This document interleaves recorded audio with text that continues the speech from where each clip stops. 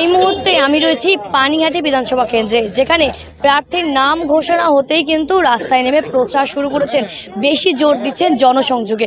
আর এই মুহূর্তে চায় পে চর্চায় রয়েছেন পানিহাটি কেন্দ্রে সিপিএম প্রার্থী কলতান দাশগুপ্ত। দাদা, এই মুহূর্তে চায় পে চর্চা এই কর্মসূচি, রাস্তার মাঝখানে মোড়ে চা খাচ্ছেন, কি বুঝছেন পানিহাটিতে ঘুরে? চা তো আমাদের এমনি সারাদিনের খাবার, গোটা দিনে যতবার ভাত খাওয়া হোক কি অন্য কিছু মুড়ি খাওয়া হোক, চা সবসময় তার থেকে বেশি খাবার হয়। কিন্তু পানিহাটির মানুষের চা খাওয়ার ব্যবস্থাটা আছে, কিন্তু যেখানে চা খেতে হচ্ছে তার পিছনের এই যে খোলা ড্রেন ইত্যাদি, সেগুলো দীর্ঘদিন পরিষ্কার হয় না। জমা জল যে রাস্তা দিয়ে ঘুরে এলাম, আপনারাও ঘুরে এলেন, মশার উৎপাত ভয়ঙ্কর। পানিহাটি একটা জঞ্জাল নগরী হয়ে যাচ্ছে, কারণ জঞ্জাল পরিষ্কার হয় না। তাহলে এই যন্ত্রণাগুলো রোজকার দিনের সাধারণ মানুষের যন্ত্রণা, সেগুলোই ওরা আমাদের কাছে বলছেন, এবং সেগুলোর সমাধানের জন্যে তৃণমূল বিজেপির বিরুদ্ধে বামপন্থীদের লড়াইয়ে ভরসা করছে। আচ্ছা, অভিনবভাবে আজকে ভোট প্রচার করছেন, সব জায়গায় তো পায়ে হেঁটে প্রার্থীরা ঘোরে বাড়ি বাড়ি, সেখানে আপনি চা খেতে খেতে মোড়ে সবার কাছ থেকে শুনছেন সমস্যা।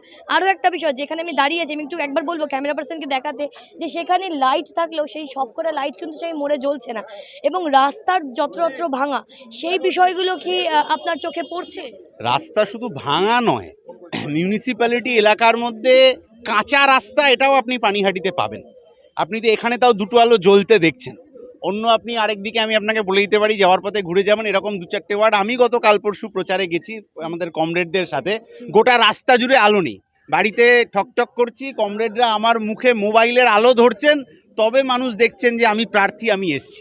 তাহলে এত উন্নয়নের জোয়ার যে ওই নেতাদের পকেটে পৌঁছে গেছে, যার জন্য সাধারণ মানুষ বিপর্যস্ত হয়ে পড়েছেন। তৃণমূল তো দাবি করছেন উন্নয়ন তো হয়েছে, এত বছর ধরে চারিদিক সাজিয়ে তুলেছেন, আর তো কোনো কাজ বাকিই থাকে না। আপনি একটু পানিহাটি ঘুরলেই সাজানোটা দেখে নিতে পারবেন, বেশি দূর যেতে হবে না। এখান থেকে অমরাবতীর মাঠ একদম কাছে, ওই মাঠের চারপাশে জঞ্জালের যা ঢেউ, ও আপনি দেখলে বুঝবেন উন্নয়ন কি হয়েছে।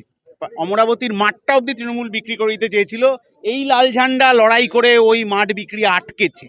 তাহলে যখন রাস্তার লড়াই আমরা ভালো করে করতে পেরেছি, এলাকার মানুষ দেখেছেন, তাহলে নিশ্চিতভাবে মানুষ আমাদের বিধানসভার ভেতরেও লড়াই করতে পাঠাবেন।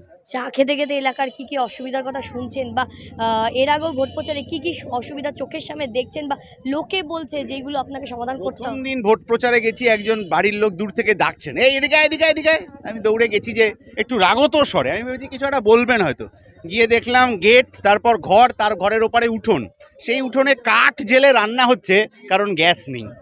এবং উল্টো দিকে এই পানিহাটি জুড়ে সর্বত্র যে বিকল্প কর্মসংস্থান হওয়ার সুযোগ ছিল, বেঙ্গল কেমিক্যালে নতুন চাকরি দেওয়ার যা সুযোগ ছিল, সেই সুযোগ পূরণ করা হয়নি সরকারের পক্ষ থেকে।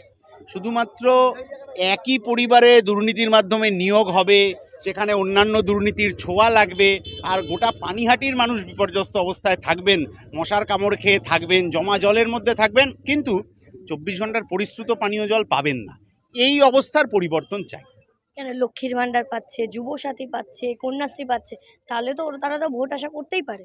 ওই লাইন দিতেও যেখানে দাঁড়াতে হচ্ছে, বিভিন্ন সরকারি প্রকল্প যেটা মানুষের অধিকার, সেই লাইনেও আপনার হাঁটু অবধি জল।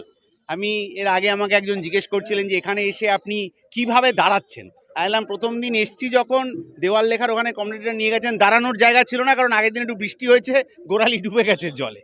এই জায়গা থেকে শুধু আমি বা আমরা কিভাবে দাঁড়াচ্ছি সেটা না, সাধারণ মানুষ যাতে নিজের অধিকারে মাথা উঁচু করে বাঁচতে পারেন, তার জন্যে পানিহাটি এবার লাল ঝান্ডায় ভরসা রাখতে চাইছে। যেই ইস্যু নিয়ে একসময় তোলপাড় হয়েছিল, আপনারা প্রথম সরব হয়েছিলেন এই অভয়াকাণ্ড, সেই অভয়ার মাই এবার সম্ভাব্য প্রার্থী হিসেবে দাঁড়াচ্ছেন, আপনারই বিপক্ষে দাঁড়াচ্ছেন, তাহলে তার সাথে কি সহমত হচ্ছেন কোথাও? অভয়ার আন্দোলনের সাথে শুধু বামপন্থীরা কেন, গোটা পৃথিবীর মানুষ সহমত হয়েছিলেন। হ্যাঁ, আমরা তুলেছিলাম। যেদিন গাড়ি আটকেছিলাম, রাত দখল করেছিলাম, সেদিন আমরা জানতাম না যে আমার পাশে দাঁড়ানো যে ভদ্রলোক বা ভদ্রমহিলা, তিনি বামপন্থী, ডানপন্থী, কী পন্থী, আমরা কিচ্ছু জানতাম না। একই ইস্যুতে এসে রাস্তায় দাঁড়িয়েছিলাম, রাত দখলের জন্যে, গাড়ি আটকানোর জন্যে। আগামীকাল যদি এরকম আবার খবর পাই যে কোনো ঘটনা ঘটছে, কার কি রাজনীতি না রাজনীতি সবটা জেনেই আবার গিয়ে ওই পাশে দাঁড়াবো, এটা আমাদের কেউ আটকাতে পারবে না। রবি ঠাকুর লিখেছিলেন না, লোকে যারে বড় বলে বড় সে নয়। তাহলে মানুষ যাকে বড় বলবে সেই আসলে বড় হবে, তার ওয়েটটাই বেশি হবে। ওই যে রাত দখলের হাজার মানুষের যে ভিড়, যেটা পানিহাটিতেও ছিল, ওই মানুষের থেকে, গণজমায়েতের থেকে বেশি হেভিওয়েট পৃথিবীর ইতিহাসে কোনো রাজনৈতিক নেতা হতে পারেননি, ভবিষ্যতেও হতে পারবেন না। রাস্তায় যত্রতত্র নোংরার আবর্জনার স্তূপ রয়েছে, একটু বৃষ্টি হলেই জল যে জমলো সেই জল আর নামে না। এই যে অভিযোগ একাধিক রয়েছে, সেইগুলো কি আপনি যদি জয়ী হয়ে আসেন সেগুলো কি সমস্যার সমাধান হবে হ্যাঁ, নাকি প্রতিশ্রুতি? নোংরা তাড়ানোর জন্যই তো আমরা এসছি।